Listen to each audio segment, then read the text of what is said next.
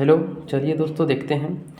Class 9th का एक model set है जिसमें से कुछ प्रश्न दिया हुआ है। पहला प्रश्न है 12x² माइनस 7x+1 का गुणनखंड क्या होगा। तो चलिए हम सबसे पहले करते क्या है कि 12x² माइनस 7x+1 को हम सबसे पहले उतार देते हैं। इस तरह से इसको लिख दिए 12x² माइनस 7x+1। अब हमको गुणनखंड करना है तो 12 को 1 से मल्टीप्लाई करेंगे तो 12 1 जा 12। अब हमको करना है कि प्लस माइनस करने पर -7 आना चाहिए और मल्टीप्लाई करने पर 12 आना चाहिए। तो चलिए हम देखते हैं। सबसे पहले क्या करते हैं, इसको यहाँ पे लिख देते हैं 12x²। इसके बाद लिखते हैं 12 को अगर हम तोड़ते हैं तो कुछ इस तरीके से तोड़ते हैं। 12 को तोड़ते हैं तो 4 3 जा 12, 4 3 जा 12। अब देखिए 4 और 3 ऐड करेंगे तो 7 आ जाएगा और 4 को 3 से मल्टीप्लाई करेंगे तो 12 आ जाएगा। तो एक काम करते हैं, यहाँ पे हम लिखते हैं -4x और फिर यहाँ लिखते हैं -3x, ताकि दोनों को मल्टीप्लाई करेंगे तो 4 3 जा 12 प्लस में और माइनस और माइनस दोनों को ऐड करेंगे तो 7x हो जाएगा +1। अपने से यहाँ पे 0 बिठा देते हैं चूँकि गुणनखंड कर रहे हैं। तो चलिए आगे इसको हम करते हैं क्लियर। अब यहाँ पे भी 12x² है, यहाँ पे 4x है। तो क्या हम करते हैं, इसमें से 4x को कॉमन ले लेते हैं। कॉमन ले लिए तो 4 को मल्टीप्लाई करेंगे तो कितना बार में 12 आ जाएगा। 4 3 जा 12 तो 3 बार में तो 3 और x। अब यहाँ पे माइनस, यहाँ से 4x पूरा बाहर निकल गया तो यहाँ कितना बच जाएगा 1। अब एक काम करते हैं, इसमें से कुछ ऐसा संख्या निकालते हैं जिसमें से 3x - 1 आ जाए। तो माइनस तो हम पहले बाहर निकाल चुके हैं, कोई ऐसी संख्या नहीं है तो 1 को बाहर निकालते हैं। यहाँ कितना बच जाएगा, 1 को बाहर निकालेंगे तो 3x और फिर -1 = 0। देखिए माइनस को प्लस से मल्टीप्लाई करने पर माइनस और माइनस को माइनस से मल्टीप्लाई करने पर प्लस आ रहा है। चलिए आगे देखते हैं।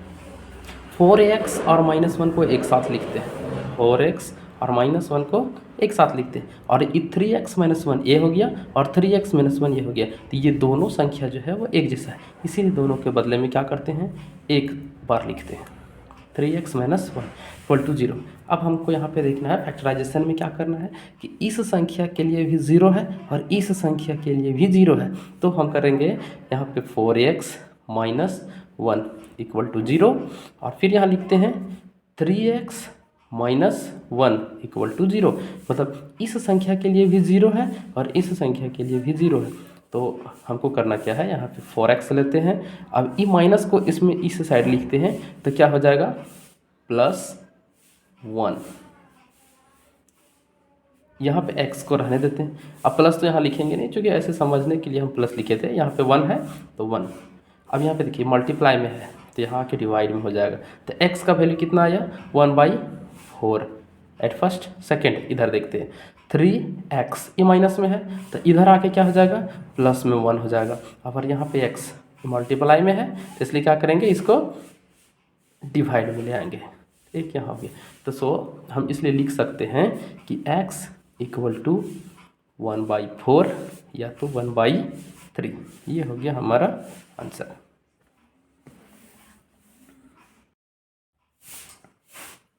तो चलिए देखते हैं क्वेश्चन नंबर 2। 3 + √3 × 3 - √3 के बराबर है। चलिए देखते हैं किसके बराबर है। तो सबसे पहले हम क्या करते हैं, यहाँ पे सॉल्व करते हैं। सबसे पहले क्या करते हैं, सॉल्व करते हैं। अभी सॉल्व में से सबसे पहले क्वेश्चन को उतार देते हैं। 3 + √3 × 3 - √3। क्वेश्चन पूछ रहा है कि 3 + √3 × 3 - √3 के बराबर है, तो किसके बराबर है। तो चलिए देखते हैं हमारे यहाँ पे क्वेश्चन क्या मिल रहा है। एक फॉर्मूला है a + b × a - b। Formula पे यूज़ करते हैं a + b × a - b। तो इसका फॉर्मूला होता है कि a² - b²। तो हम इस फार्मूला से हम लिख सकते हैं a + b × a - b के इक्वल टू में a² - b²। तो चलिए देखते हैं 3 + √3, इसको ये ले लेते हैं प्लस इसको भी ले लेते हैं। तो जब ये बराबर 3 लिए हैं और b बराबर √3 लिए हैं, तो यहाँ भी हमारा ये बराबर 3 और यहाँ b बराबर √3 है, तो यहाँ पे प्लस यहाँ पे माइनस, इसलिए हमको क्या करते हैं ये plus b into A minus B equal to A square minus B square. तो इस तरह से जब formula A square minus B square है तो 3 का स्क्वायर माइनस b में कितना है √3 है, तो इसका स्क्वायर।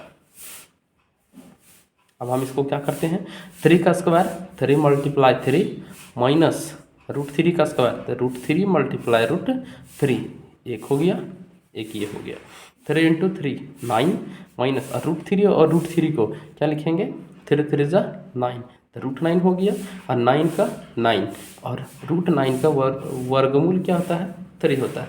तो हम आगे देखते हैं 9 माइनस 3 कितना बच जाएगा 6, ये हो गया हमारा आंसर।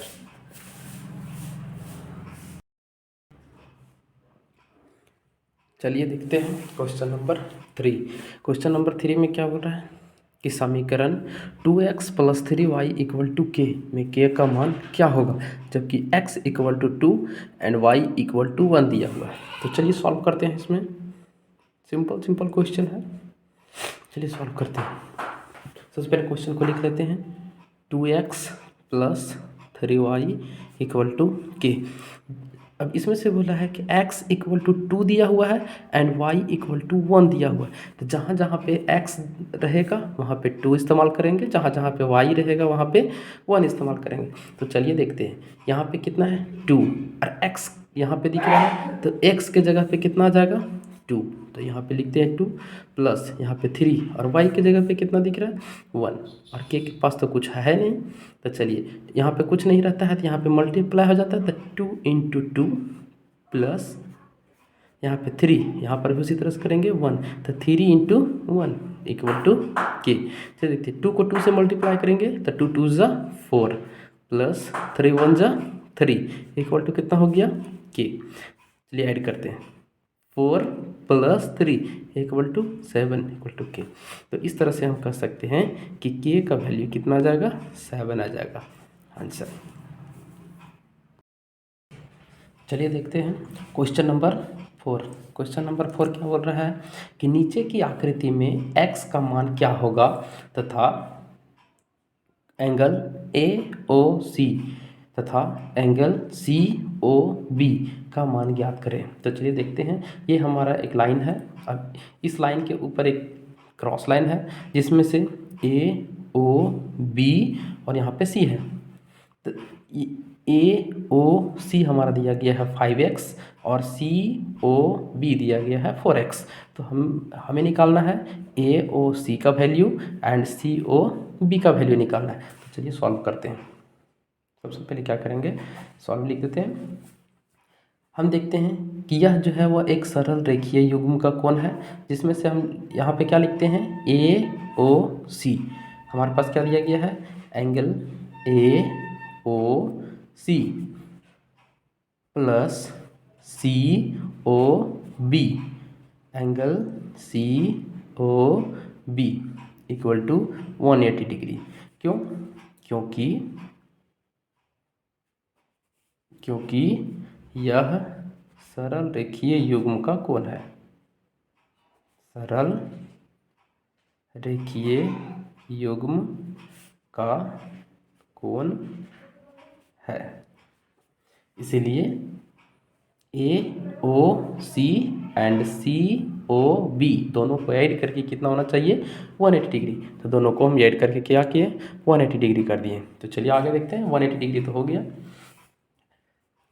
अब यहाँ से हम इसे निकालते हैं, तो angle AOC plus angle COB = 180 degree. अब AOC का वैल्यू दिया गया है 5x प्लस COD का वैल्यू कितना दिया गया है 4x = कितना हो जाएगा 180 डिग्री। तो चलिए देखते हैं 5x प्लस 4x = 9x और 9x = 180 डिग्री है।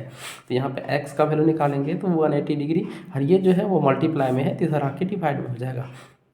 ठीक है, अब x = 9 1 जा 9 9 2 जा 18, एक 0 बच गया इसलिए यहाँ पे 0 डिग्री। तो नीचे 1 है तो x = कितना आ गया 20/1। तो सो हम इसलिए क्या कर सकते हैं इसे x इक्वल टू 20। एक्स का वैल्यू हमारे पास कितना आया है 20 आया है। तो x का वैल्यू 20 आया है। चलिए आगे हम देखते हैं। x का वैल्यू 20 आया है तो हमारे पास है कौन सा question, angle AOC equal to 5x। तो 5x है तो 5 इंटू एक्स का वैल्यू 20। तो 5 को 20 से मल्टीप्लाई करेंगे तो 5 2 जा 10 और 1 0 तो 100 डिग्री, एक आंसर। दूसरा आंसर नंबर 1, आंसर नंबर 2 में क्या बोल रहा है यहाँ पे देखिए COB, angle COB equal to 4x। कितना दिया गया है 4x, तो 4 तो यहाँ पे रहेगा। x का वैल्यू हमारे पास कितना आया है 20, x का वैल्यू कितना आया है 20, तो x के जगह पे 20 तो मल्टीप्लाई करते हैं 4 2 जा 8 1 0 1 0 तो 80 डिग्री। ये हो गया हमारा आंसर कंप्लीट। तो चलिए देखते हैं क्वेश्चन नंबर 5। यदि किसी समकोण त्रिभुज का एक न्यूनकोण 45 डिग्री हो तो दूसरा न्यूनकोण क्या होगा। तो हम सबसे पहले इसे क्या करते हैं सॉल्व करते हैं। क्वेश्चन क्या बोल रहा है कि हमारे पास क्वेश्चन है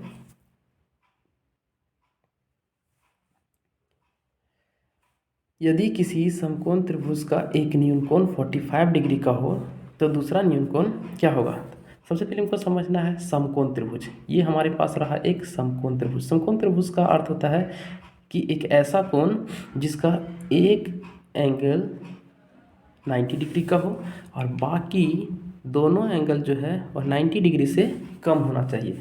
चलिए लेते हैं यहाँ पे ABC, तो यहाँ पे लिखेंगे angle ABC equal to 90 degree. लेकिन बोल रहा है एक कोण 45 डिग्री का है। क्वेश्चन में शो कर दिया है कि एक कोण 45 डिग्री। मान लेते हैं ये कोण अगर हमारे पास 45 डिग्री का है तो ये कोण कितना होगा। ये हमारे पास क्वेश्चन है, ये कोण हमारे पास कितना होगा। सिंपल सी बात है कि देखिए त्रिभुज ये समकोण का है तो कोई भी त्रिभुज का तीनों कोण का योग, angle A plus angle B plus angle C, तीनों कोण का योग कितना हो जाएगा 180 डिग्री। तीनों कोण का योग कितना हो जाएगा 180 डिग्री। तो यहाँ पे लिखते हैं कि किसी भी त्रिभुज का तीनों कोण का योग, यहाँ देखिए किसी भी त्रिभुज के तीनों कोण का योग, कोणों का योग 180 डिग्री होता। चलिए देखते हैं किसी भी त्रिभुज के तीनों कोणों का योग 180 डिग्री होता है। तो इसमें से हमारे पास क्या है angle A plus angle B plus angle C equal to कितना हो जाएगा 180 डिग्री। कितना हो जाएगा 180 डिग्री। तो हम यहाँ पे लेते हैं angle A plus angle B plus angle C equal to कितना हो जाएगा 180 डिग्री। कितना हो जाएगा 180 डिग्री। तो हम आगे देखते हैं इस तरह से हम क्या इसको समझ सकते हैं angle A plus angle B plus angle C equal to 180 degree. तो एंगल ये हमारा 45 डिग्री दिया हुआ है प्लस एंगल बी तो हम पहले भी देख चुके हैं कि 90 डिग्री है, तो ये हमारे पास 90 डिग्री हो जाएगा और एंगल सी हमें पता नहीं है और यहाँ पे कितना हो जाएगा 180 डिग्री। चलिए आगे देखते हैं 45 डिग्री प्लस 90 डिग्री को ऐड करेंगे तो कितना हो जाएगा 135 degree plus angle C equal to 180 degree. अब यहाँ पे लेते हैं एंगल सी, ये 135 इधर प्लस में है तो इधर आके क्या हो जाएगा माइनस में हो जाएगा। तो 180 डिग्री माइनस 135 डिग्री। तो एंगल सी इक्वल टू 180 में से 135 माइनस कर देंगे तो कितना हो जाएगा 45 डिग्री। ये हो गया हमारा आंसर।